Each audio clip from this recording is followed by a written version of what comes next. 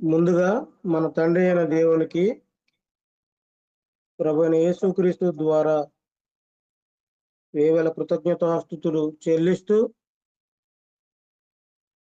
దేవుడు తన యొక్క కృపా సత్యము ద్వారా ఈ లోకంలో ఉన్నటువంటి ప్రతి మానవుని కూడా ప్రేమిస్తున్నాడని, కాబట్టి ఆ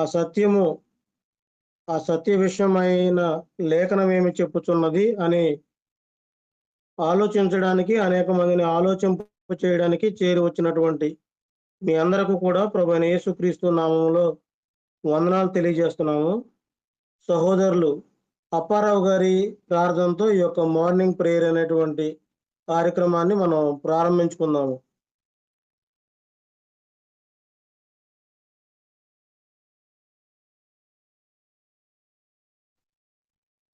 అప్పారావు అన్నయ్య,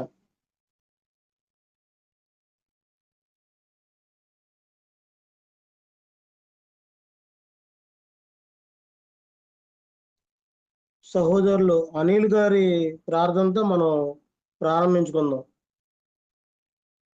అందరికీ వందనాలు. ఈ యొక్క కార్యక్రమంలో కూడిన ప్రతి ఒక్కరికి వందనాలు తెలియజేస్తూ ప్రార్థన చేసుకుందాం. మహోన్నతుడును మహాగణుడైన మా ప్రియ పరలోకపు తండ్రి, నీ ఘనమైన శ్రేష్టమైన నామానికి స్తుతి స్తోత్రములు చెల్లిస్తూ ఉన్నాం. నీ బిడ్డలమైన మేమందరము మరి కొన్ని ఉద్దేశములు కలిగి వాక్య భాగములు నేర్చుకోవాలి, ఉదయకాలమే మిమ్మల్ని ఆరాధించాలి అనే ఉద్దేశాలతో ఈ యొక్క టెలిగ్రామ్ యాప్ ద్వారా మేము జాయిన్ అవుటకు మీరు మాకు దయచేసిన టెక్నాలజీని బట్టి, మీరు మాకు కల్పించిన ఆలోచనను బట్టి, కూడుకోవడానికి ఇచ్చిన సాహసాన్ని బట్టి, ప్రతి దానిని బట్టి మీకే కృతజ్ఞతలు తెలియజేస్తూ ఉన్నాం. ఇదిగోండి, ఈ టెలిగ్రామ్ యాప్లో ఎవరైతే కూడుకుంటున్నారో వారిని, వారి కుటుంబాలను, వారి స్థానిక సంఘాలను దీవించండి, ఆశీర్వదించండి. దీని ద్వారా మేము మరింతగా లేఖనములు నేర్చుకుంటూ, మాలో లోపములు సవరించుకుంటూ ముందుకు వెళ్ళటకు కూడా కృప చూపుతారని, ఈరోజు ఎవరినైతే సిద్ధపరిచి ఉన్నారో వారి ద్వారా మంచి విషయాలు బోధింపబడడానికి మరి ఎటువంటి అంతరాయాలు కలగకుండా కూడా కృప చూపిస్తారని నమ్ముచు ఈ మనవులు మా ప్రభువును మా రక్షకుడునైన యేసు క్రీస్తు నామమున అడిగి వేడుకుంటున్నాం తండ్రి, ఆమేన్. ప్రార్థన చేసినటువంటి సహోదరులు అనిల్ గారికి వందనాలండి. సహోదరి జ్యోతి మొదటి కీర్తనగా పాడుతుంది, తర్వాత సహోదరులు స్వామి గారు రెండో కీర్తనగా పాడి మనకు వినిపిస్తారు. అందరికీ వందనాలండి.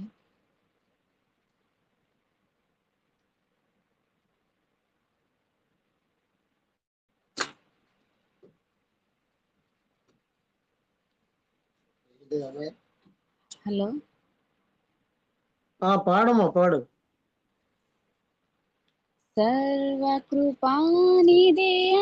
ప్రభువా, సకల చరాచర సంతోషమా, స్తోత్రము చేసి స్తుతించెదము, సంతసముగా నిన్ను పొగడెదము. స్తోత్రము చేసి స్తుతించెదము, సంతసముగా నిన్ను పొగడెదము. హల్లెలూయా, హల్లెలూయా, హల్లెలూయా, హల్లెలూయా, హల్లెలూయా అని పాడెదము, ఆనందముతో సాగెదము, ఆనందముతో సాగెదము.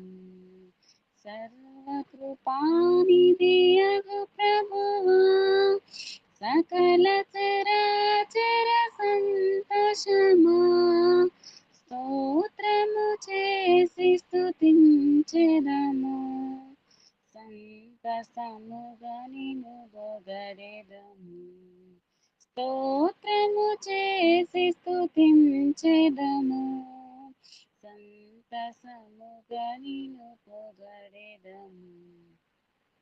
ప్రేమించి నన్ను వెదకితివి, ప్రీతితో నన్ను రక్షించితివి. ప్రేమించి నన్ను వెదకితివి, ప్రీతితో నన్ను రక్షించితివి. పరిశుద్ధునిగా జీవించుటకై పాపిని నన్ను కరుణించితివి. పరిశుద్ధునిగా జీవించుటకై పాపిని నన్ను కరుణించితివి. హల్లెలూయా హల్లెలూయా హల్లెలూయా హల్లెలూయా హల్లెలూయా అని పాడెదము, ఆనందముతో సాగెదము, ఆనందముతో సాగెదము. సర్వకృపానిధియగు ప్రభువా, సకల చరాచర సంతోషమా, స్తోత్రము చేసి స్తుతించెదము, సంతసముగా నిన్ను పొగడెదము. స్తోత్రము చేసి స్తుతించెదము, సంతసముగా నిన్ను పొగడెదము. అల్పకాల శ్రమననుభవింప అనుదినము కృపనిచ్చితి, శ్రమననుభవింప అనుదినము కృపనిచ్చితివి. నానుని అడుగు జాడలలో నడుచుటకు నన్ను పిలచితివి. నాదుని అడుగు జాడలలో నడుచుటకు నన్ను పిలచితివి. హల్లెలూయా హల్లెలూయా హల్లెలూయా హల్లెలూయా హల్లెలూయా అని పాడెదను, ఆనందముతో సాగెదము.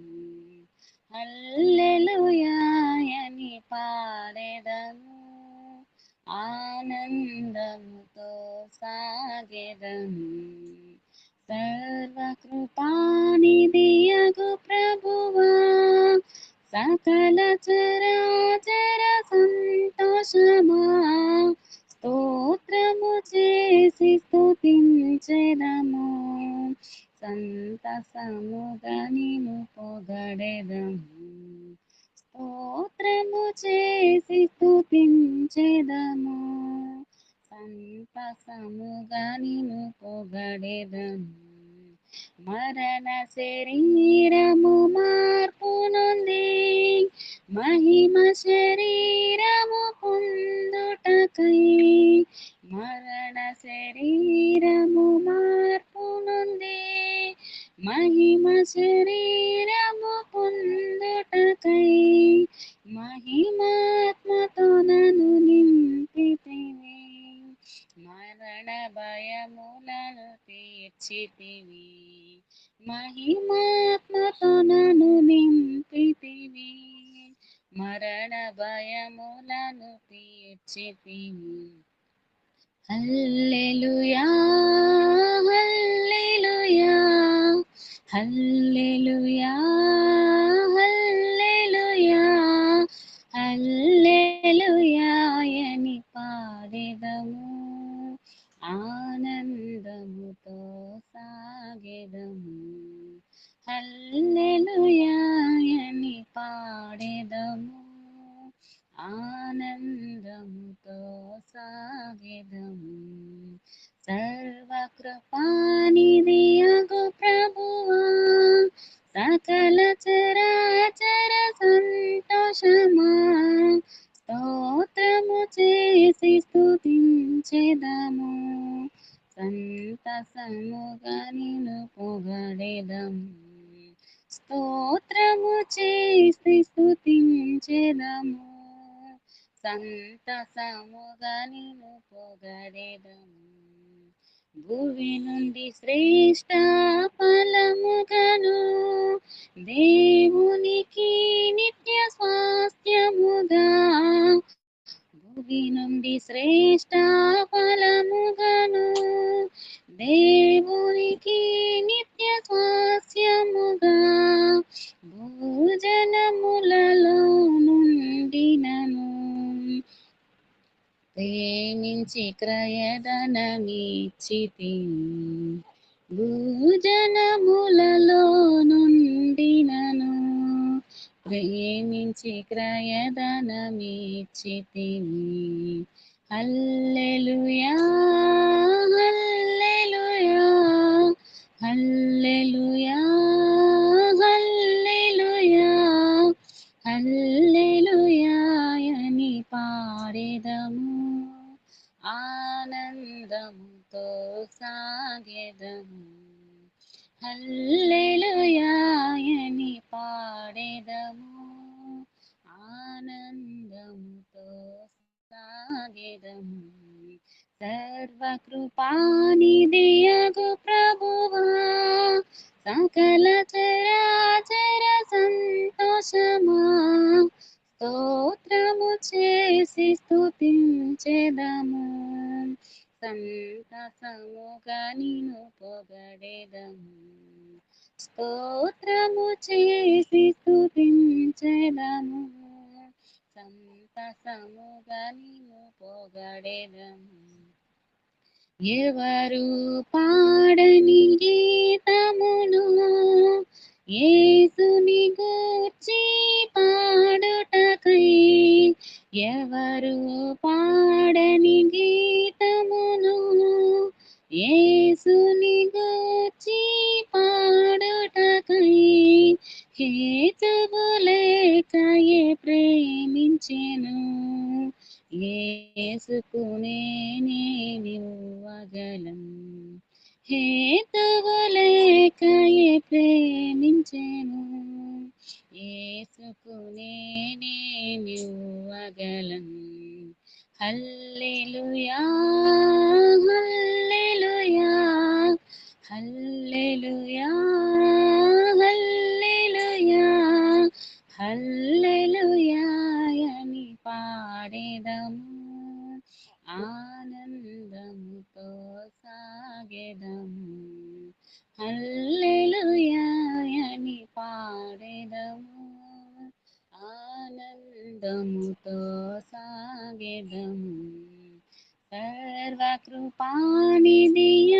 ప్రభువా, సకల చరాచర సంతోషమా, స్తోత్రము చేసి స్తుతించెదము, సంతసముగా నిన్ను పొగడెదము.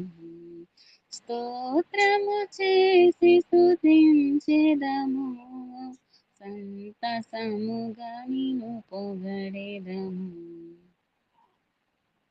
అందరికీ వందనాలండి. తండ్రి అయిన దేవునికి కృతజ్ఞత స్తుతులు. కూడి వచ్చిన మీ అందరికీ యేసుప్రభు నామములో వందనాలు. ఆన్లైన్ ఉన్న వాళ్ళందరికీ వందనాలు. ఎన్ని తెలిసినా ఏది అడిగినా జరిగేది నీ చిత్తమైన పాట పాడి దేవునికి మహిమగా అందరం కలిసి పాడదామా? అందరికి వచ్చిన పాటే. ఎన్ని తలచినా ఏది అడిగినా జరిగేది నీ చిత్తమే ప్రభువా, జరిగేది నీ చిత్తమే. ఎన్ని తలచినా ఏది అడిగినా జరిగేది నీ చిత్తమే ప్రభువా, జరిగేది నీ చిత్తమే. నీ రాకకై వేచియుంటిని, నా ప్రార్థన ఆలకించుమా ప్రభువా, నా ప్రార్థన ఆలకించుమా. నీ తోడు లేక నీ ప్రేమ లేక ఇలాలోని ఏ ప్రాణి నిలువలేదు, నీ తోడు లేక, నీ ప్రేమ లేక, ఇలాలో నా ఏ ప్రాణి నిలువలేదు. అడవి పువ్వులే నీ ప్రేమ పొందగా, అడవి పువ్వులే నీ ప్రేమ పొందగా, నా ప్రార్థన ఆలకించుమా ప్రభువా, నా ప్రార్థన ఆలకించుమా. ఎన్ని తలచినా ఏది అడిగినా జరిగేది నీ చిత్తమే ప్రభువా, జరిగేది నీ చిత్తమే. నా ఇంటి దీపం నీవేనని తలచి, నా హృదయము నీ కొరకే పదిలపరచితి. నా ఇంటి దీపం నీవే అని తలచి, నా హృదయం నీ కొరకై పదిలపరచితి. ఆరిపోయిడి నా వెలుగు దీపము, ఆరిపోయిడి నా వెలుగు దీపము, వెలిగించుము నీ ప్రేమతో ప్రభువా, వెలిగించుము నీ ప్రేమతో. ఎన్ని తలచినా ఏది అడిగినా జరిగేది నీ చిత్తమే ప్రభువా, జరిగేది నీ చిత్తమే. ఆపదలో నన్ను వెన్నంటియున్న నా కాపరి నీవై నన్నాదుకొంటివే. ఆపదలు నన్ను వెన్నంటియున్న నా కాపరి నీవై నన్నాదుకొంటివే. లోకమంతయు నన్ను విడచిన, లోకమంతయు నన్ను విడచిన, నీ నుండి వేరు చేయవు ప్రభువా, నీ నుండి వేరు చేయవు. ఎన్ని తలచినా ఏది అడిగినా జరిగేది నీ చిత్తమే ప్రభువా, జరిగేది నీ చిత్తమే. నా స్థితి గమనించి నన్ను ప్రేమించి, నా కొరకై కల్వరిలో యాగమైతివా. నా స్థితి గమనించి నన్ను ప్రేమించి, నా కొరకై కల్వరిలో యాగమైతివా. నీదు మార్గమే సత్య మార్గము, నీదు మార్గమే సత్య మార్గము, నీ అందే నిత్య జీవము ప్రభువా, నీ అందే నిత్య జీవము. ఎన్ని తలచినా ఏది అడిగినా జరిగేది నీ చిత్తమే ప్రభువా, జరిగేది నీ చిత్తమే. నీ రాకకై వేచుయుంటిని, నా ప్రార్థన ఆలకించుమా ప్రభువా, నా ప్రార్థన ఆలకించుమా. ఎన్ని తలచినా ఏది అడిగినా జరిగేది నీ చిత్తమే ప్రభువా, జరిగేది నీ చిత్తమే. అందరికీ వందనాలండి. పాటలు పాడి వినిపించినటువంటి సహోదరి అలాగే సహోదరునికి వందనములు తెలియజేస్తున్నామండి. వాక్య పఠనంలో భాగంగా ఆది కాండము 20వ అధ్యాయము 1వ వచనం నుండి 9వ వచనం వరకు సహోదరులు సుజయ్ చక్రవర్తి గారు చదువుతారు. 10వ వచనం నుండి 18వ వచనం వరకు సంధ్య చదువుతుంది. దేవుని నామకు అందరికీ వందనాలండి. ఆదికాండం 20వ అధ్యాయం. అక్కడ నుండి అబ్రహాము దక్షిణ దేశమునకు తరలిపోయి కాదేశుకును షూరుకును మధ్యప్రదేశములో నివసించి గెరారులో కొన్నాళ్ళు ఉండెను. అప్పుడు అబ్రహాము తన భార్య అయిన శారాను గూర్చి, ఈమె నా చెల్లెలని చెప్పాను. గనుక గెరారు రాజైన అబీమెలెకు శారాను పిలిపించి తన ఇంట చేర్చుకొనెను. అయినను రాత్రివేళ దేవుడు స్వప్నమందు అబీమెలెకునొద్దకు వచ్చి, నీవు నీ ఇంట చేర్చుకొనిన స్త్రీ ఒక పురుషునికి భార్య గనుక ఆమె నిమిత్తము నీవు చచ్చినవాడవు సుమి అని చెప్పాను. అయితే అబీమెలెకు ఆమెతో పోలేదు. గనుక అతడు, ప్రభువా, ఇట్టి నీతిగల జనమును హతము చేయుదువా? ఈమె నా చెల్లెలని అతడు నాతో చెప్పలేదా? మరియు ఆమె కూడా అతడు నా అన్న అనెను. నేను చేతులతో ఏ దోషము చేయక యథార్థ హృదయంతో ఈ పని చేసి తినెను. అందుకు దేవుడు, అవును, యథార్థ హృదయముతో దీన్ని చేసితివని నేను ఎరుగుదును.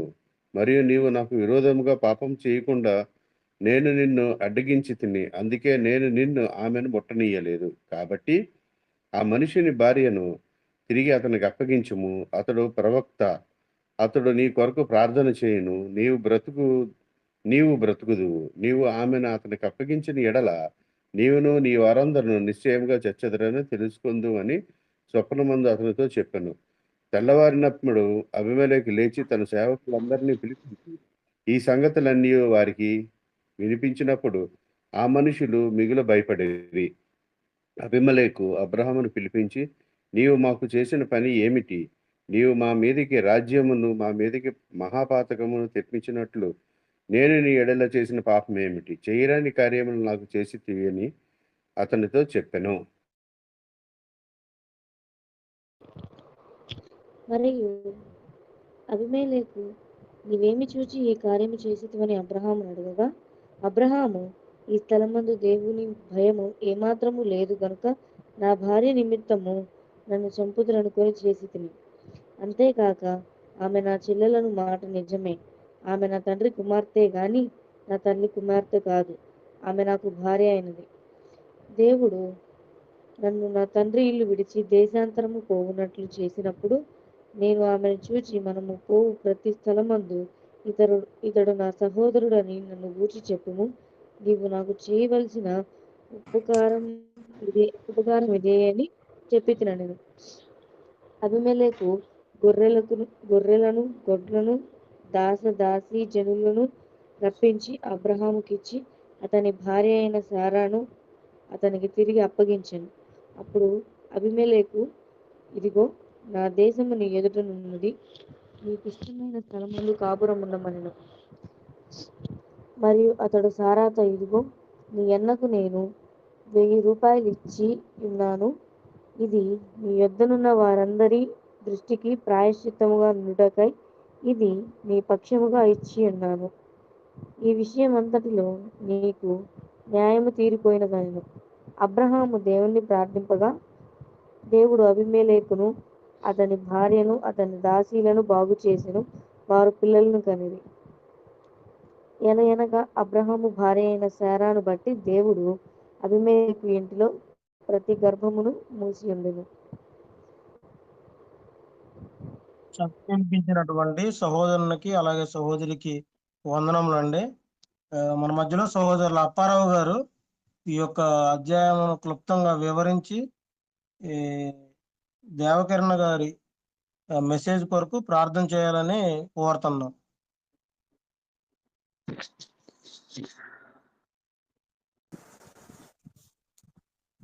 తండ్రి అయిన దేవుడికి కృతజ్ఞతలండి. చేరువచ్చినటువంటి మీ అందరికీ కూడా ప్రత్యేకంగా యేసుక్రీస్తు ప్రభు నామములో ఉదయకాలం ముందు వందనాలు తెలియపరుచుకుంటున్నాం. చదివిన భాగంలో ముఖ్యమైనటువంటి సంగతులను మనం ఆలోచించుదాం. అబ్రహాము ఆ దేశం నుంచి బయలుదేరినప్పుడు కాదేశునకు సూరునకును మధ్య ప్రదేశంలో నివసించి గెరారులో కొన్నాళ్ళు ఉండను అనే సంగతి మొదటి వచనంలో చూసాం.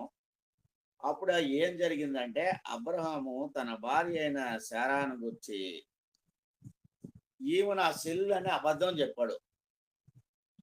ఎందుకు చెప్పాడు అంటే, ఆమె చాలా చక్కనిది, అందగత్తి. కాబట్టి ఆమె నిమిత్తం నన్ను ఎవరైనా చంపేస్తారేమో అని ఆ రాజు ముందు అట్లాగా చెప్పమని అబ్రహాము చెప్పడం జరిగినప్పుడు అబీమెలెకు శారాను పిలిపించి తన ఇంట చేర్చుకున్నాను. చెల్లెని చెప్పినా సరే ఆయన చేర్చుకున్నాడు. ఆయనను రాత్రి వేళ దేవుడు ఏం చేశాడంటే ఒక స్వప్నం అంటే కలలో అబీమెలెకు వద్దకు వచ్చి, నీవు నీ ఇంట చేర్చుకున్న స్త్రీ ఒక పురుషునికి భార్య గనుక ఆమె నిమిత్తము చచ్చిన వాడువు సుమ్మి అని హెచ్చరిక ఇవ్వడం జరిగింది. అయితే అబీమెలెకు ఆమెతో పోలేదు గనుక అతడు, ప్రభువా, ఇట్టి నీతి గల జనమును హతము చేయుదువా? ఈమె నా చెల్లులని అతడు నాతో చెప్పలేదా? మరియు ఆమె కూడా అతడు నా అన్నని అనెను.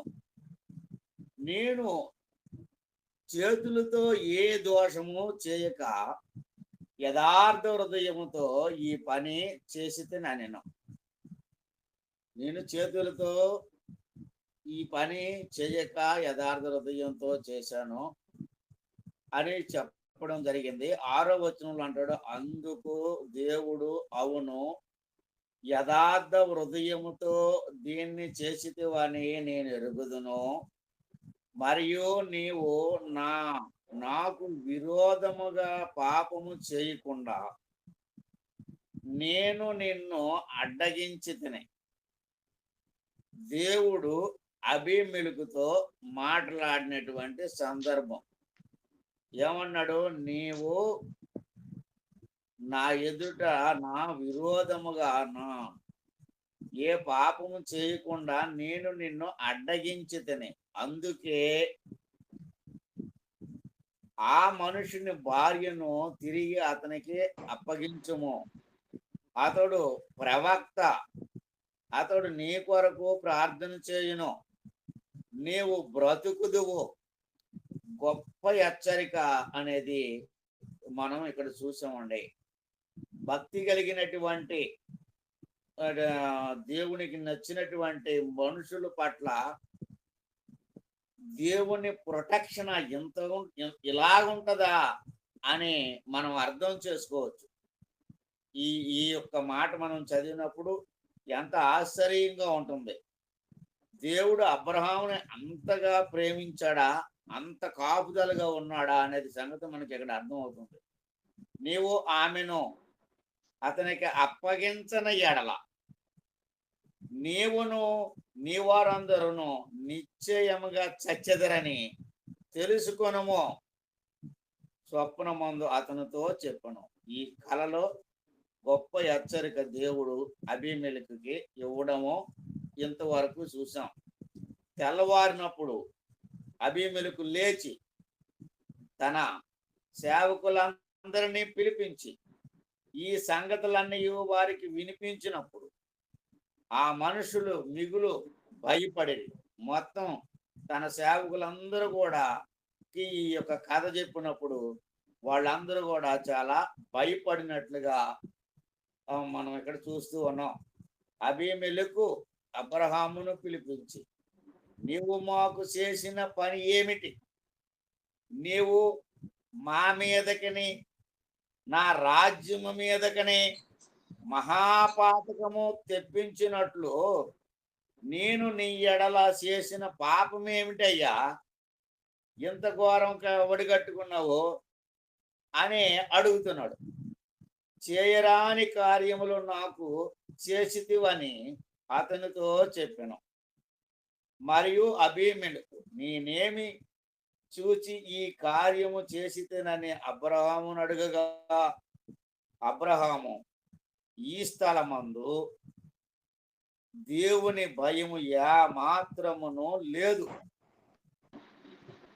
అబ్రహాం కూడా సైలెంట్ గా ఒక హెచ్చరిక ఇచ్చాడు. ఈ స్థలమందు దేవుని భయము మాత్రమును లేదు గనుక నా భార్య నిమిత్తము నన్ను చంపుదురు అనుకుని చేసి తినని, అంతేకాక ఆమె నా చెల్లులను మాట నిజమే అని చెప్పాడు.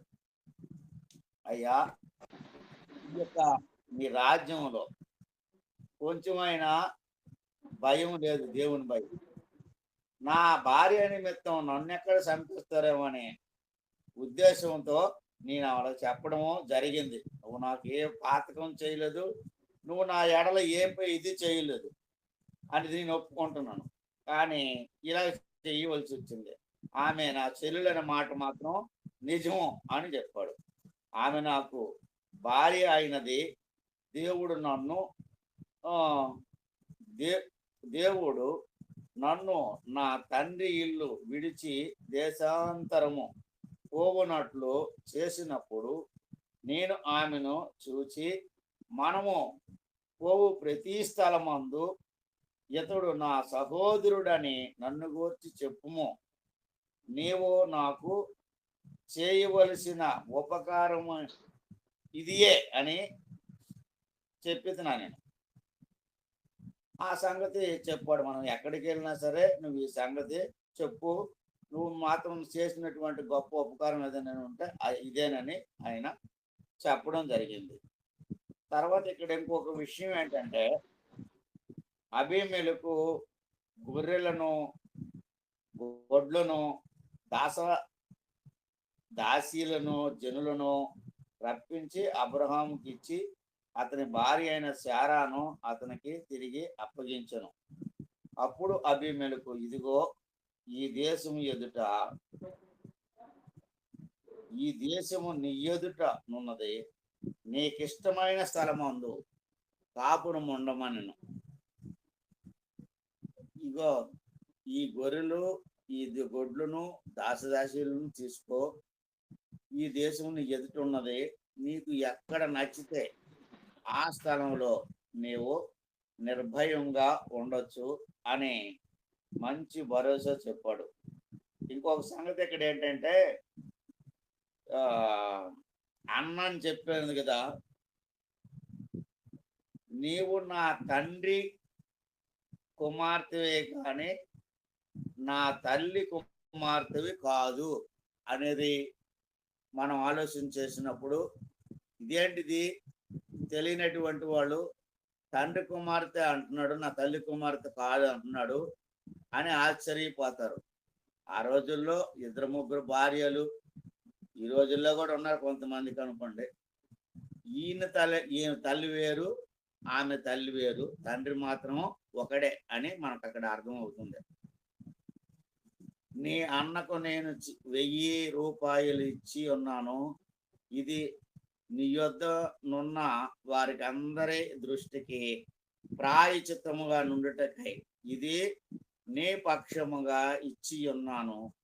ఈ విషయం అంతటిలో నీకు న్యాయము తీరిపోయినదనెను. నేను నా ఇంటికి తీసుకొచ్చిన అంతకే నా మీద నింద పోవటానికి ఇగో ఈ 1000 రూపాయలు తీసుకు ఇచ్చాను, తీరిపోయిందని చెప్తూ ఉన్నాడు అబీమెలెకు. అబ్రహాము దేవుని ప్రార్థింపగా దేవుడు అబీమెలెకును అతని భార్యను అతని దాసీలను బాగు చేసెను. వారు పిల్లల్ని కనిరి. ఏలయనగా అబ్రహాము భార్య అయిన శారాను బట్టి దేవుడు అబీమెలెకు ఇంటిలో ప్రతి గర్భమును మూసియుండెను. అక్కడేమో పిల్లలు పుట్టమన్నారు, ఇచ్చాడు. ఇక్కడేమో ప్రతి గర్భాన్ని మూసి ఉండును అన్నాడు. ఇదేంటో నాకు ఇక్కడ అర్థం కాలేదు. దీని సంగతి ఏంటో మరి మన దేవకిరణ్ గారిని ఆఖరిని అడుగుదాం. కానీ అందరికీ వందనాలు. ప్రార్థన చేయండి. మహోన్నతుడవు మహాగణుడవు పరలోకముందున్న తండ్రి, మీ ఘనమైన నామమునకు ప్రత్యేకంగా కృతజ్ఞతలు చెల్లిస్తున్నాం, స్తుతులు స్తోత్రములు సమర్పిస్తున్నాం. ఈ సమయంలో వాక్యాన్ని బోధించడానికి సిద్ధంగా ఉన్నటువంటి మా సహోదరుడు మీ కుమారుడు సేవకుడు దేవకిరణ గారు వాక్యాన్ని బోధిస్తూ ఉండగా తండ్రి చక్కగా నాయన మాకు అర్థమయ్యే రీతిలో మీ కుమార్ని కావలసినటువంటి జ్ఞానం వివేకం ఇచ్చి చక్కని మాటలను పలికించి మీరే ఘనత పొందమని యేసుక్రీస్తు ప్రభువు నామమున ప్రార్థిస్తున్నాం తండ్రి. ఆమేన్. వందనాలండి.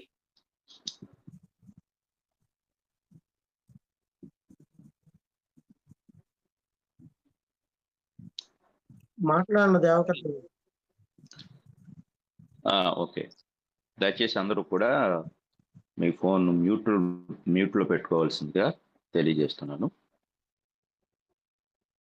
మనకందరికీ ఇటువంటి గొప్ప భాగ్యమును అనుగ్రహించిన మన పరలోకపు తండ్రి అయిన దేవునికి నా కృతజ్ఞతాస్తుతులు చెల్లిస్తున్నాను. అలాగే ఈ ఉదయకాల సమయంలో దేవుని వాక్యమును వినుటకు సిద్ధంగా ఉన్న ప్రతి ఒక్కరికి నా ప్రత్యేకమైన వందనములు తెలియచేస్తూ ఉన్నాను. గడిచిన కొద్ది రోజులుగా మనము నేటి క్రైస్తవ్యంలో ఉచ్చరింపబడుచున్న లేక ఉపయోగించబడుచున్న కొన్ని పదములు, వాటిని గూర్చిన వివరణను గూర్చి నేర్చుకుంటున్నాం. అందులో భాగంగా ఒకటి వందనములు అనే పదమును గూర్చి, 2 ప్రైజ్ ద లార్డ్ అనే పదము, అందులో భాగంగా ప్రైజ్ అంటే ఏమిటి, ద లార్డ్ అంటే ఏమిటి, అలాగే స్తుతి, స్తోత్రము, ఈ పదములకు మనము వివరణ తెలుసుకున్నాం. అలాగే ఈరోజు హల్లెలూయా అనే పదమును గూర్చి బైబిల్ మనకు ఏమి తెలియజేసిందో దేవుని వాక్యము నుండి మనం నేర్చుకుందాం. సాధారణంగా ఈరోజు అనేక మంది అనేక సమయాల్లో సమయం, సందర్భం అనేది కూడా పట్టించుకోకుండా అనేక సార్లు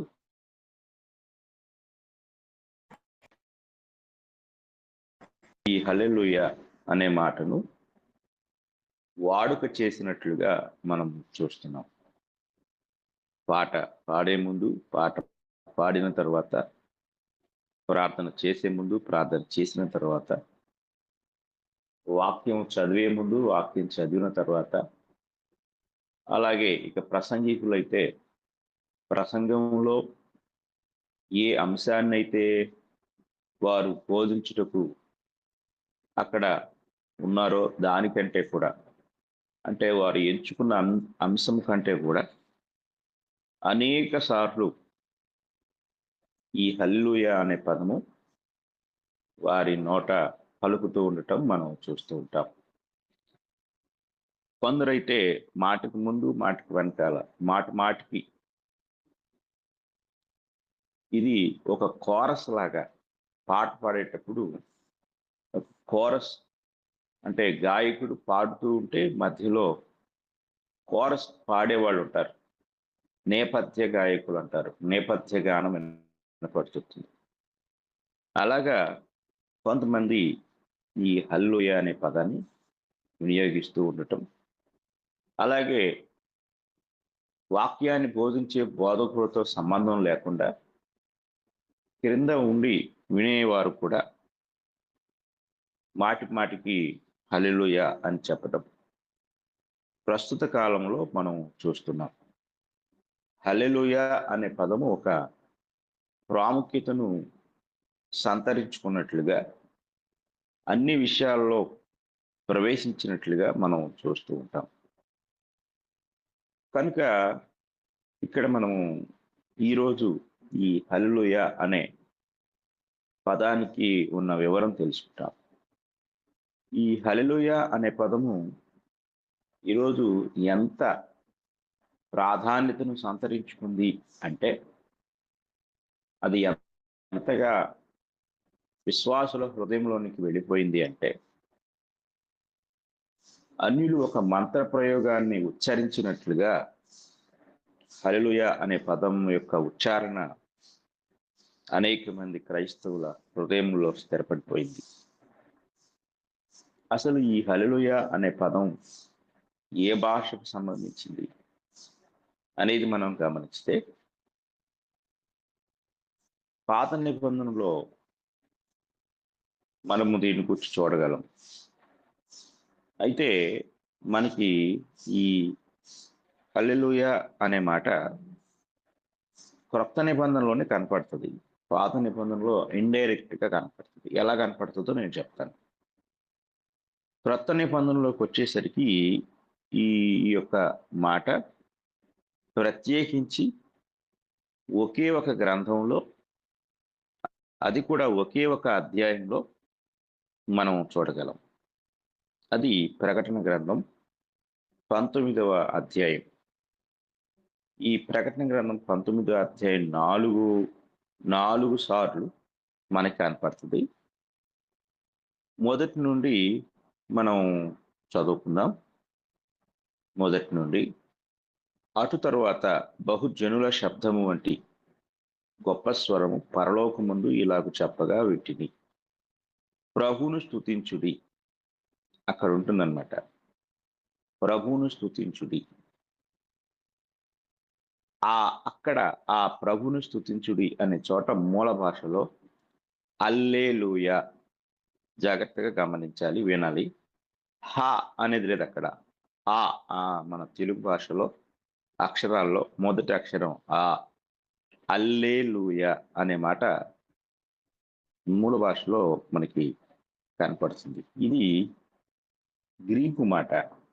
అంటే గ్రీకులో హల్లెలూయా అంటే ఇంగ్లీష్లో దాన్ని ఎలా రాశారంటే ALLELOUIA. దీన్ని ఉచ్చరించేటప్పుడు ఎలా ఉచ్చరించాలంటే, ఫస్ట్ 2 అక్షరాలు AL అల్, తర్వాత LAY లే, తర్వాత LOO లూ, తర్వాత EE AH. ఇలాగ అక్కడున్న పదాలని గ్రీకు ప్రొనౌన్సియేషన్లో అలాగ పలకాలి, అలాగ ఉచ్చరించాలి. తర్వాత ఇంగ్లీష్లోకి వచ్చేసరికి హల్లెలూయా అని తర్జుమా చేయడం జరిగింది. తెలుగులోకి వచ్చేసరికి హల్లెలూయా అని తర్జుమా చేయడం జరిగింది. వాస్తవానికి ఇది 2 హెబ్రీ పదముల కలయిక, ఒక పదం కాదు ఇది. తెలుగు మనం చదువుతున్నప్పుడు అందులో క్రొత్త నిబంధనలో మూల భాష అయిన గ్రీకు భాషలో హల్లెలూయా అని రాయబడింది. తెలుగులోకి వచ్చేసరికి హల్లెలూయాగా అనువాదకులు తర్జుమా చేస్తే, ఇది అసలు హెబ్రీ భాషలో 2 పదాల కలయిక, ఒక పదం కాదు ఇది. ఈ 2 పదాలు ఏంటంటే, హెబ్రీలోకి వచ్చేసరికి హలాల్ అనే మాట. హలాల్, HALAL, హలాల్. ఈ మాట పాత నిబంధనలో 140 వచనాల్లో 165 సార్లు వ్రాయబడితే, అందులో 117 సార్లు ప్రైజ్ అని ఇంగ్లీష్లోని తర్జుమా చేస్తుంది. ప్రైజ్ అనే మాటకి స్తుతి అని అర్థం. మనం ఇంతకు ముందు చెప్పుకున్న పాఠంలో చెప్పుకున్నాం. ప్రైజ్ అను మాటకు స్తుతి అని అర్థం. ఇక రెండో మాట ఏంటి అంటే యా. అంటే ఇంగ్లీష్లోకి వచ్చేసరికి YAH 2 మాటలు ఉంటాయి. అంటే హలాల్ యా అనే 2 పదాల కలయిక. హలాల్ యా అనే 2 పదాల కలయికను గ్రీకులోకి వచ్చేసరికి హల్లెలూయా అనే ఒక పదంగా చేశారు. ఈ హలాల్ యా అనే మాట ఎక్కడ కలిసి ఉండదు. హలాల్ అనే పదం వేరు, యా అనే పదం వేరు. హలాల్ అంటే స్తుతి అని అర్థం. యా అనే మాటకి లార్డ్ అని 45 వచనాల్లో, అంటే పాత నిబంధనలో 45 వచనముల్లో 49 సార్లు లార్డ్ అనే మాట ఇంగ్లీష్లోని తర్జుమా చేస్తే ఈ ఈ మాటను ఆ, ప్రభు అని తెలుగులోనికి తర్జుమా చేయటం జరిగింది. కాబట్టి ఇక్కడ మనము గ్రహించవలసిన విషయం ఏంటి అనేది మనం పరిశీలించినట్లయితే ఈ మాట క్రొత్త నిబంధన గ్రీకులో నుండి తెలుగులోనికి, అంటే గ్రీకులో నుండి ఇంగ్లీష్లోనికి, ఇంగ్లీష్లో నుండి తెలుగులోనికి తర్జుమా చేస్తే హల్లెలూయా అయితే అసలు దీని మూలం పాత నిబంధన నుండి వచ్చినట్లుగా, పాత నిబంధనలో హలాల్ అనే ఒక మాట, యాహ్ అనే రెండు మాటల కలయిక హల్లెలూయాగా తర్జుమా చేసినప్పుడు టోటల్గా హల్లెలూయా అనే మాట వచ్చింది. గ్రీకు భాషలో దీన్ని హల్లెలూయా అని తర్జుమా చేశారు. దీన్నే ఇంగ్లీష్లో హల్లెలూయా అని తర్జుమా చేయటం కూడా జరిగింది. టోటల్గా తెలుగు అనువాదకులు ప్రభువును స్తుతించుడి అని తెలుగులోనికి అనువదించారు. ఈ మాట క్రొత్త నిబంధనలో 4 వచనాల్లో 4 సార్లు మాత్రమే కనపడుతుంది. ఉపయోగించబడిన ఈ 4 సందర్భములు కూడా నేను మొదటిసారి చెప్పినట్లుగా ఒకే అధ్యాయం అనగా ప్రకటన గ్రంథం 19వ అధ్యాయము 1 నుండి 7 వచనాల్లో ఇది కనపడుతుంది. ఇప్పుడు చదువుకుందాం 7 వచనాలు. అటు తరువాత బహుజనుల శబ్దము వంటి గొప్ప స్వరము పరలోకమందు ఇలాగు చెప్పగా వింటిని, ప్రభువును స్తుతించుడి, రక్షణ, మహిమ, ప్రభావములు మన దేవునికే చెల్లును. ఆయన తీర్పులు సత్యములను న్యాయములనై ఉన్నవి.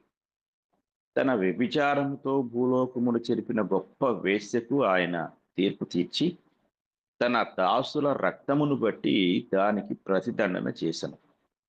మరి రెండవసారి వారు ప్రభువును స్తుతించుడి అనిది.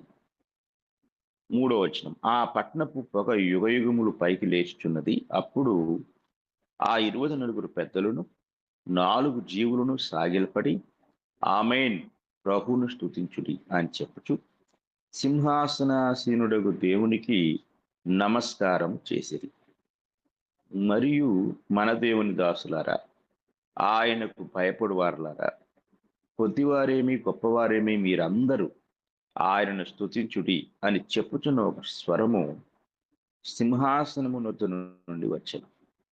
అప్పుడు గొప్ప జనసమూహపు శబ్దమును, విస్తారమైన జలముల శబ్దమును, బలమైన ఉరుముల శబ్దమును పోలిన ఒక స్వరము సర్వాధికారియు ప్రభువునగు మన దేవుడు ఏలుచున్నాడు, ఆయనను స్తుతించుడి, గొర్రెపిల్ల వివాహోత్సవ సమయం వచ్చినది, ఆయన భార్య తాను సిద్ధపరుచుకొని ఉన్నది కనుక మనము సంతోషపడి ఉత్సహించి ఆయనను మహిమపరచిదమని చెప్పగా వచ్చింది. ఈ 7 వచనాల్లో ఒక పోరాటము, ఆ పోరాటంలో అంతిమ విజయం, ఆ అంతిమ విజయాన్ని బట్టి ఆ విజయాన్ని పొందుకున్న వారు ఆ విజయాన్ని అనుగ్రహించిన దేవుణ్ణి ఆరాధించే సందర్భం ఇది. అంటే నేను గత పాఠంలో చెప్పాను, ప్రైజ్ ద లార్డ్ అనే మాట యొక్క ఉద్దేశం. ఇక్కడ ప్రభువును స్తుతించుడి, ప్రభు అంటే లార్డ్, స్తుతి అంటే ప్రైజ్. ఈ రెండింటినీ కూడా తెలుగులోని తర్జుమా చేస్తే ప్రభువును స్తుతించుడి అని మనకు ఈ 7 వచనాల్లో మనకు 4 సార్లు ఈ మాట పదే పదే కనపడుతుంది. తెలుగులో ప్రభువును స్తుతించుడి అనే ప్రతి సందర్భంలో కూడా ఇంగ్లీష్ భాషలోకి మనం చదువుకున్నప్పుడు ఇంగ్లీష్ భాషలో అక్కడ ప్రత్యేకంగా మనకి పదే పదే పదే కనిపించే మాట ఏమిటి అంటే ప్రైజ్ ద లార్డ్ అనే మాట. అంటే ప్రభువును స్తుతించుడి అని చెప్పిన చోట ప్రైజ్ ద లార్డ్ అనే మాట ఉంది. అంటే యూదులు, నేను చెప్పాను గత పాఠంలో, ఎప్పుడు వారు ప్రభువును స్తుతించేవారు అనేది మనం ఆలోచన చేస్తే ఈ ఈ సందర్భం ఎక్కడ పడితే అక్కడ, ఎప్పుడు పడితే అప్పుడు ఉపయోగించే మాట కాదని నేను మీకు తెలియజేశాను. ఎందుకంటే ప్రైజ్ ద లార్డ్, ఆ లార్డ్ అన్న దగ్గర తెలుగులో ప్రభు అని ఉపయోగించబడిన చోట మూల భాష అయిన హెబ్రీలోనికి వెళ్తే ఆ లార్డ్ అని రాసిన దగ్గర పాత నిబంధనలో యెహోవా అని మనకు తెలుగు బైబిల్లో కనపడుతుంది. అది ఇంగ్లీష్లో లార్డ్ అని ఉపయోగించబడింది, తెలుగులో యెహోవా అని మన తెలుగు అనువాదకులు తర్జుమా చేశారు. అంటే ఆ లార్డ్ అనే మాట ఉన్న ప్రతి చోట కూడా ఎవరున్నారు అంటే ఆ మాట ఎవరికి సంబంధించింది? యెహోవా దేవునికి సంబంధించింది. కనుక యెహోవా అనే నామాన్ని వారు వ్యర్థంగా ఉచ్చరింపకూడదు. నిర్గమకాండం 20వ అధ్యాయం 7వ వచనంలో నీ దేవుడైన యెహోవా నామమును వ్యర్థముగా ఉచ్చరింపకూడదు అనే మాట అక్కడ మనకు కనపడుతుంది. యెహోవా తన నామమును వ్యర్థముగా ఉచ్చరించు వానిని నిర్దోషిగా ఎంచడు. ఎంత స్పష్టంగా కనపడుతుంది. కనుక మనం జాగ్రత్తగా ఆలోచించినట్లయితే ఈ ప్రకటన గ్రంథంలో ఒకే చోట ఉపయోగించబడిన ఈ మాట, ఈ సందర్భం ఏమిటి అంటే పరలోకంలో ఉన్న దేవదూతలందరూ కూడా దేవుని స్తుతిస్తున్నారు. ప్రభువును స్తుతించుడి. చూడండి, అలాగే బహుజనులు అంటే అనేక మంది జనాంగం ప్రభువును స్తుతిస్తున్నారు. ఎందుకంటే ఇక్కడ ఒక వేశ్యకు తీర్పు తెచ్చబడిందంట. ఆ వేశ్య తన దాసుల రక్తమును బట్టి దానికి ప్రతిదండన చేసెను. రెండోసారి వారు ప్రభువును స్తుతించుడే. అనేక మంది లెక్కింపచాలని గొప్ప జనాంగము ఈ యొక్క వేశ్యకు తీర్చబడిన తీర్పును బట్టి వారంతా సంతోషంతో దేవుని ఆరాధిస్తున్నారు. ఆ పట్టణము కాల్చబడతా ఉంది. ఆ వేశ్య ఎవరు అంటే ఒక పట్టణం అంట. ఆ పట్టణం కాల్చబడతా ఉంది. ఆ పట్టణానికి వేశ్య అని పేరు పెట్టడం జరిగింది. కాబట్టి యుద్ధంలో విజయాన్ని పొందిన తర్వాత ఆ పట్టణాన్ని కాల్చివేస్తున్నారు. కనుక దాన్ని బట్టి వారందరూ కనుక అప్పుడు ఆ 24 పెద్దలను 4 జీవులను సాగిలపడి ఆమేన్ అని ప్రభుని స్తుతించుడి అని చెప్తూ, అంటే అనేక స్వరాలు వినపడుతున్నాయి. అనేక మంది ప్రజల యొక్క స్వరాలు ప్రభుని స్తుతించుడి, ఆయన తీర్పు తీర్చాడు, దానిపైన మనకు విజయం వచ్చింది అని చెప్తూ అంటున్నప్పుడు ఆయన సింహాసనం పక్కనే ఉన్న ఆ 24 పెద్దలు కూడా, పక్కనే ఉన్న 4 జీవులు కూడా సాగిలపడి ఆమేన్ ప్రభుని స్తుతించుడి అని చెప్పుచు సింహాసనాసీనుడుకు దేవునికి నమస్కారము చేసిరి. ఇది తెలుగులో ఇలా ఉంటే ఇంగ్లీష్లో ఎంత చక్కగా ఉంటుంది అనేది మనం జాగ్రత్తగా గమనిస్తే, and the 24 elders and the 4 beasts fell down and worship. Fell down అంటే సాగిలపడ్డారు, వర్షిప్ అంటే ఆరాధించారు. అంటే ఈ ప్రభువును స్తుతించుడి అని చెప్పిన సందర్భంలో ఏం కనపడుతుంది ఇక్కడ? ఏం సందర్భం ఇది?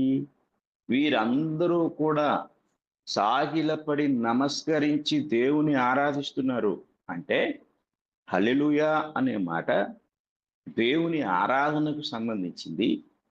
ఆరాధించేటప్పుడు మాత్రమే వారు ఉచ్చరించిన పదం ఇది. కనుక యూదులు దేవుని ఆరాధించడానికి ఉపయోగించే ఈ పదం హలాల్ యా అనే మాట హెబ్రీ భాషలో పాత నిబంధనలో. క్రొత్త నిబంధనలో హల్లెలూయా అనే సందర్భం. టోటల్గా ఇది అక్కడ పాత నిబంధనలో యూదులు లేక ఇశ్రాయేలీలు ఆరాధనలో మాత్రమే ఉపయోగించే మాట. మనం చదువుతున్న ప్రకటన గ్రంథంలో పరలోకంలో 4 జీవులు, 24 పెద్దలు దేవుని సింహాసనం ఎదుట నేల మట్టుకు నేల వంగి నమస్కారం చేస్తూ దేవుని స్తుతించే లేక ఆరాధించే సమయం. అంటే టోటల్గా మనకి ఏమర్థం అవుతుందంటే ఇది ఆరాధనకు సంబంధించిన పదం. ఆరాధనలో మాత్రమే ప్రభువుని స్తుతించుడి అని చెప్పే పదం, లేక ప్రభువుకు స్తోత్రం అని, ప్రభువా నిన్ను స్తుతిస్తున్నాను అని చెప్పే పదం. ఆ పదాన్ని ఆ సందర్భంలో మాత్రమే, అనగా ఆరాధనలో మాత్రమే ఉపయోగించవలసిన పదం. కానీ ఈరోజు మనకు ఈ పదం యొక్క ఉద్దేశము, ఆ పదంలో ఉన్న ఆ యొక్క అర్థం తెలియక ఎక్కడ పడితే అక్కడ సమయం సందర్భం లేకుండా మనకిష్టం వచ్చినట్లుగా ఈరోజు అనేక మంది దాన్ని ఉపయోగిస్తున్నారు. కానీ అసలు భావం లేక ఉద్దేశం ఇది, ఎక్కడ ఇది ఉపయోగించాలో అనేది బైబిల్లో మనకు ఇలా కనబడుతుంది. ఇక ఈరోజు మనం ఇంకొక మాట, రెండో మాటను వచ్చి ధ్యానిద్దాం. రెండవ మాట ఏమిటంటే ఆమెన్. ఆమెన్ అనే మాట కూడా ఈరోజు ఎక్కువగా ఉపయోగపడుతూ ఉంటుంది. ఒక ప్రసంగికుడు ప్రసంగం చేస్తూ ఉంటే కిందున్నవారు లేక ఎదుటనున్నవారు మాటి మాటికి ఆమెన్ అని చెప్తూ ఉన్నారు. అసలు ఆమెన్ అనే మాట ఎప్పుడు చెప్పాలి, ఎక్కడ చెప్పాలి, బైబిల్ మనకి ఏం చెప్తా ఉంది ఈ పదాన్ని గురించి, ఏం చెప్తుంది అనే దాన్ని మనం ఈరోజు నేర్చుకున్నాం. ఈ ఆమెన్ అన్నమాట హెబ్రీ భాషలో, అంటే 2 నిబంధనలో ఉంది. ఇది పాత నిబంధనలో ఉంది, క్రొత్త నిబంధనలో ఉంది. పాత నిబంధన హెబ్రీ భాషలోకి వచ్చేసరికి ఆమెన్ అనే మాట తర్జుమా చేయబడిన విధానం మనం గమనించినట్లయితే పాత నిబంధనలో 24 వచనాల్లో 30 సార్లు ఈ మాట మనకి కనపడుతుంది. అలాగే క్రొత్త నిబంధనలో కూడా ఆమెన్ అనే మాట మనం గమనించినప్పుడు 126 వచనాలు, ఇక్కడ 126 వచనాల్లో 101 సార్లు ఈ మాట మనకి కనపడుతుంది. ఇలాగా వ్రాయబడిన ఈ మాట మనం గమనిస్తే ఆమెన్ అని పలకబడిన అటు హెబ్రీ భాషలో కూడా ఆమెన్ అది ఉచ్చారణ ఎలా ఉంటుందంటే ఆ మెనే అనే మాట, ఆ మెనే, AWMANE అనే మాట పాత నిబంధన హెబ్రీ భాషలో తర్జుమా చేయబడింది. దీనికి ట్రూలీ అనే మాట ఇంగ్లీష్లో రాయబడింది. ట్రూలీ అనే మాట ఇంగ్లీష్ నుండి తర్జుమా చేయబడితే కొత్త నిబంధనలోకి వచ్చేసరికి కూడా ఈ మాట వెరిలీ అనే మాటగా ఇంగ్లీష్లో తర్జుమా చేయబడింది. ఈ వరిలీ అనే మాటను మనం జాగ్రత్తగా గమనిస్తే నిజముగా, తెలుగులోకి ఎలా తర్జుమా చేశారు, నిజముగా, యథార్థముగా, సత్యముగా, నిశ్చయముగా అని అర్థం చేశారు, అని తర్జుమా చేశారు. అంటే ఈ ఆమెన్ అనే మాటకి అర్థం ఏంటంటే ఇది నిజమైనది, లేక నిజముగా, యథార్థముగా, సత్యముగా, నిశ్చయముగా, నొక్కి పలకటం అన్నమాట అని తెలుగు భాషలోనికి తర్జుమా చేయటం జరిగింది. బైబిల్ నందు ఆమెన్ అని చెప్పిన సందర్భాలను మనం ఒకసారి గమనిద్దాం.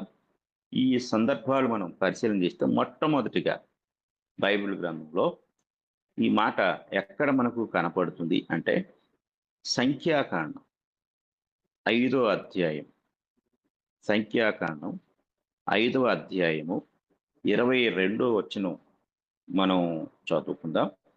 ఆ వచనంలో ఇలా ఉంటుంది: శాపము కలుగు చేయు ఈ నీళ్లు నీ కడుపు ఉప్పునట్లును నీ నడుము పడునట్లును చేయుటకు నీ కడుపులోనికి పోవునని చెప్పి యాజకుడు ఆ స్త్రీ చేత శపథ ప్రమాణము చేయించిన తర్వాత ఆ స్త్రీ ఆమెన్ అని చెప్పవలను. ఇక్కడ ప్రారంభమవుతుంది అసలు ఈ ఆమెన్ అనే మాట. ఆమెన్ అనే మాట ఇక్కడ మనం మొట్టమొదటిగా చూడగలం.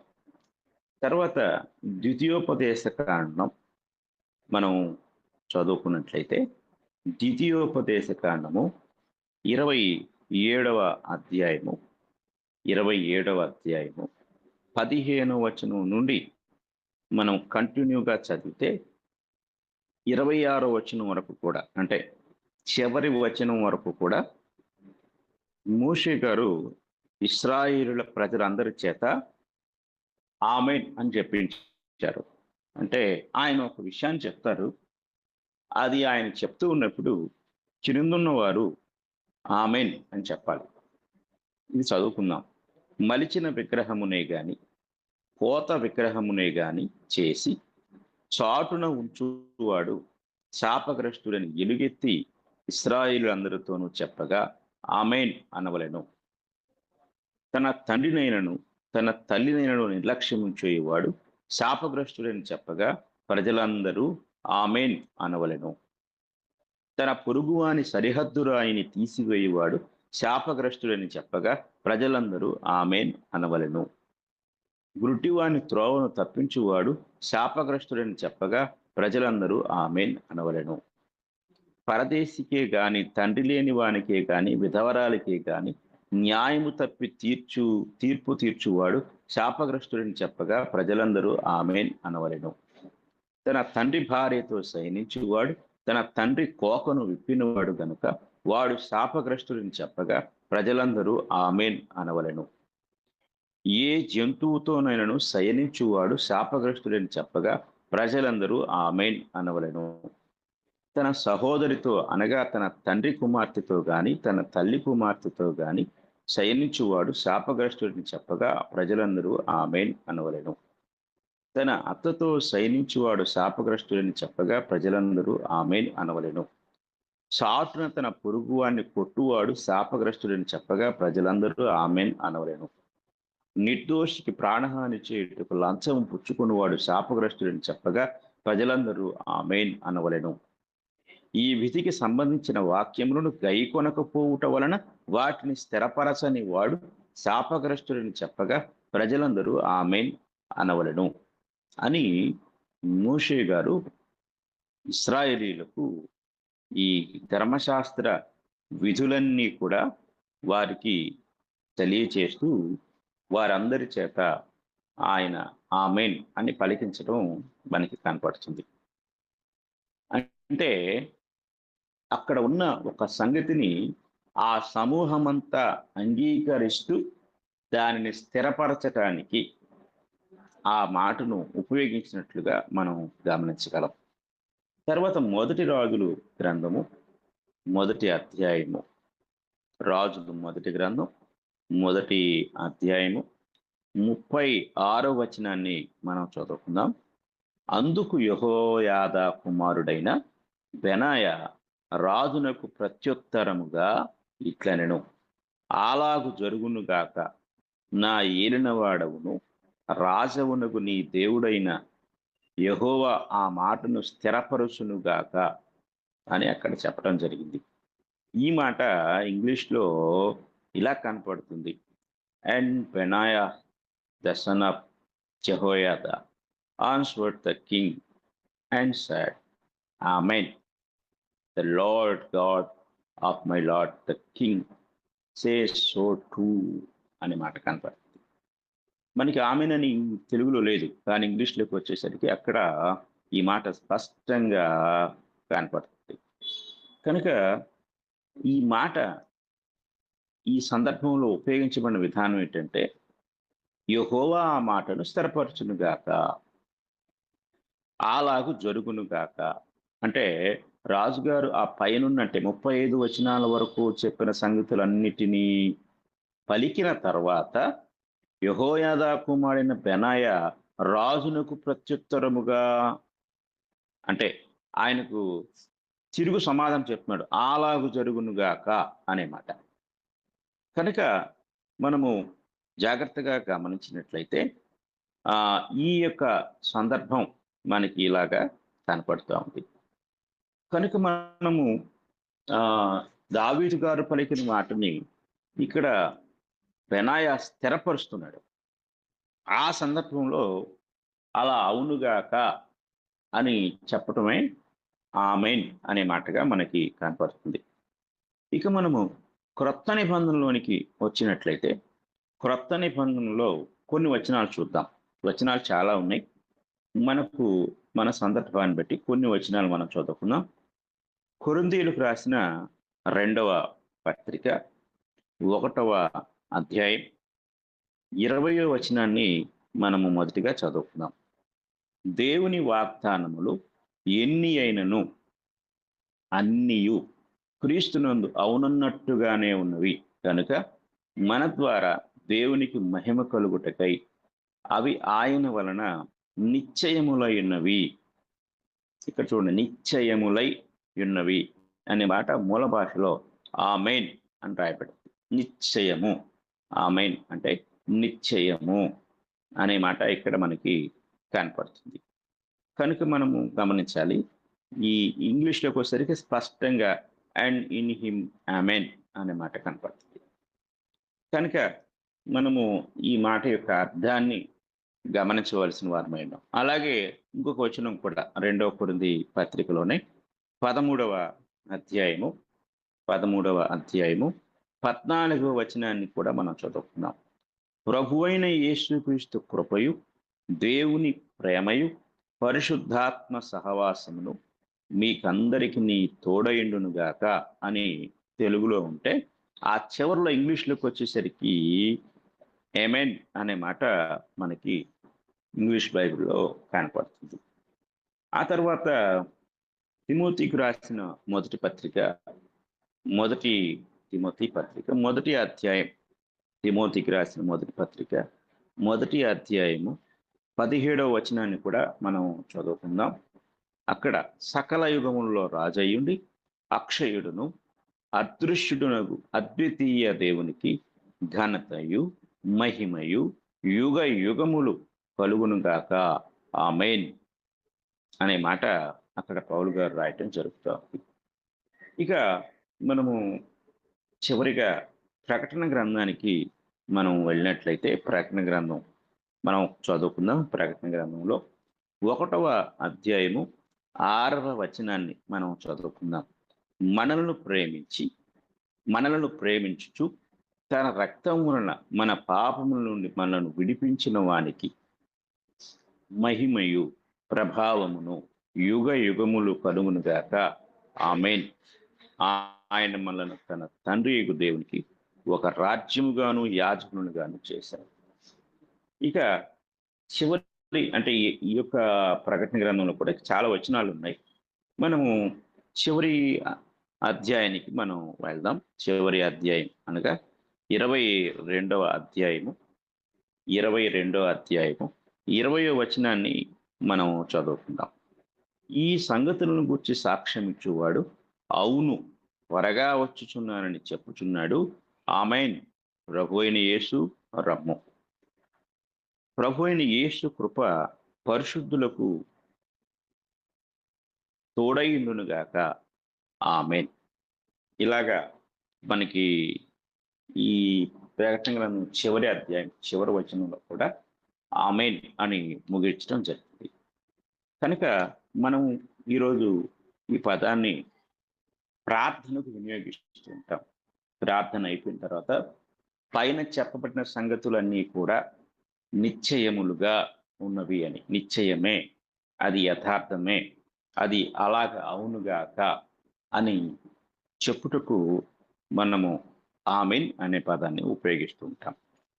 కనుక ఈరోజు మనము చెప్పుకున్న ఈ 2 పదాలు ఒక ప్రత్యేకమైన సందర్భానికి సంబంధించిన సందర్భం లేకుండా మనము ఉచ్చరించే పదాల యొక్క ప్రాముఖ్యతను మనం పోగొట్టేవారమై ఉంటాం.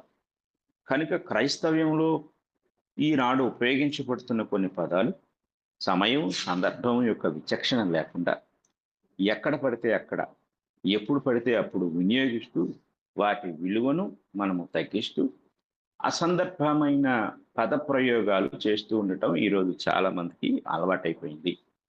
కనుక మీరు ఈ విషయాలను గమనించవలసిందిగా బైబిల్ గ్రంథంలో ఉచ్చరించబడిన ఆ పదాలు ఎక్కడ ఉపయోగించారు, ఎప్పుడు ఉపయోగించారు, దాని భావం ఏమిటి, దాని అర్థం ఏమిటి, సందర్భం ఏమిటి అని గ్రహించి ప్రతి ఒక్కరూ తెలుసుకోవలసిందిగా, తెలుసుకుని వాటిని ఆ పదము యొక్క ఉద్దేశాన్ని లేక ఉచ్చారణను మనం కలిగి ఉన్నప్పుడు మనము సరి అయిన విధానంలో దేవుని పట్ల గౌరవాన్ని, భక్తిని కలిగి ఉంటామని, మనము సరి అయిన మహిమను దేవునికి ఇస్తామని మీకు తెలియచేస్తూ ఈ మాటలు నేను ముగిస్తూ ఉన్నాను.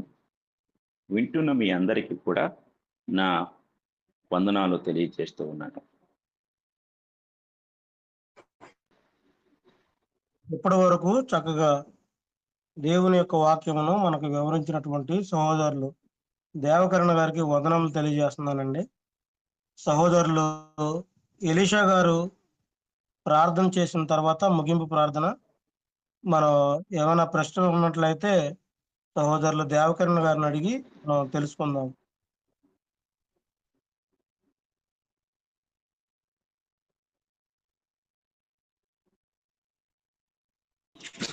ప్రార్థించుదాన్ని. మహాకృపకు కారణభూతుడు అయిన మా ప్రియ పరలోకమందున్న మా కన్న తండ్రి, మీ కృప బహుళ చేతనైన రాత్రికాలమంతయు సుఖమైన నిద్రను అనుభవించి ఉదయకాల సమయంలో శ్రేష్టమైనటువంటి దివ్యమైనటువంటి మీ సంగతులు మేము తెలుసుకోవడానికి మీరు చూపిన కృపను బట్టి మీకు కృతజ్ఞతాస్తుతులు, స్తోత్రాలు చెల్లిస్తూ ఉన్నాము. మాకు మంచి వివరాలు అందించాలంటే నీ ప్రియులు దేవకిరణ్ గారిని బట్టి, ఈ క్లాసులు ఏర్పాటు చేస్తున్నట్టు నీ ప్రియులు రవి గారిని బట్టి, క్లాసులో పాల్గొన్న ప్రతి ఒక్కరిని బట్టి కూడా మీకు వెళ్ళలేని కృతజ్ఞతాస్తుతులు, స్తోత్రములు మీకు మరునామలు చెల్లిస్తూ ఈ ఉదయకాల సమయంలో నాయన మరి హల్లెలూయా అనేటువంటి పదాన్ని కూర్చున్నట్టు వివరాలు, నాయన ప్రైజ్ ది లార్డ్ అనేటువంటి పదానికి కూర్చున్నటువంటి వివరాలు, ఆమేన్ అనేటువంటి పదానికి ఉన్నటువంటి అర్థాలను నాయన నీ లేఖనాల నుండి మీరు వారికి ఇచ్చిన జ్ఞానం చేత ఆయా భాషల నుండి అవి ఎలా పుట్టుకొచ్చాయి, వాటి యొక్క సందర్భాలు ఏంటి, వాటి యొక్క భావాలు ఏంటి మాకు వివరంగా తెలియజేసిన రీతిని బట్టి మీకు మరొకసారి కృతజ్ఞతాస్తులు చెల్లిస్తూ ఈ లోకంలో మిమ్మల్ని నమ్ముకొని జీవిస్తున్నట్టు మేము ప్రతి పదానికి అర్థం తెలుసుకుని ఆ పదాలను ఎక్కడ ఎవరికి ఎలా ఉపయోగించాలో నేర్చుకుంటూ ఆ రీతిలో జ్ఞానయుక్తంగా మా జీవితాలను ఈ లోకం నడిపించమని, మీకు మహింకరంగాను సమాజానికి మాదిరికరంగా మమ్మల్ని ఆశీర్వదించమని, మరి ఇక టెలిగ్రామ్ ప్రోగ్రాం ద్వారా తండ్రి అనేకులు ఆత్మీయంగా బలపడినట్లు మీరు ఆశీర్వదించమని, ఇంకా అనేక దినాలు వీటిని కొనసాగింప చేయమని, ఇదిగో తండ్రి నడిపిస్తున్న నీ ప్రియులకు కావలసిన మరింత జ్ఞానాన్ని, మరింత ప్రోత్సాహాన్ని మీరు దయచేయమని, ఈ క్లాస్ మరి అనేకులు తండ్రి ఆత్మీయ మేలుతో మేము పొందుకుంటూ అనేకులు నడిపించుకుంటూ మీకు శాంతియు సమాధానమును ఐక్యత ఆత్మీయ మేలుతో మమ్మల్ని ఆశీర్వదించమని, ఘనత మహిమ ప్రభావాలు మీరే పొందుకోమని యేసుక్రీస్తు వారి నామంలో ఈ మనలన్నీ సమర్పించి అడిగి వేడుకుంటూ ఉన్నాము పరమ తండ్రి, ఆమేన్. ఆమేన్. అందరికీ వందనాలండి ఎలీషా గారు. వందనాలు బ్రదర్. ఎలీషేఖర్ వందనాలండి. దాకా బాగున్నారండి? వందనాలండి. బాగున్నామండి.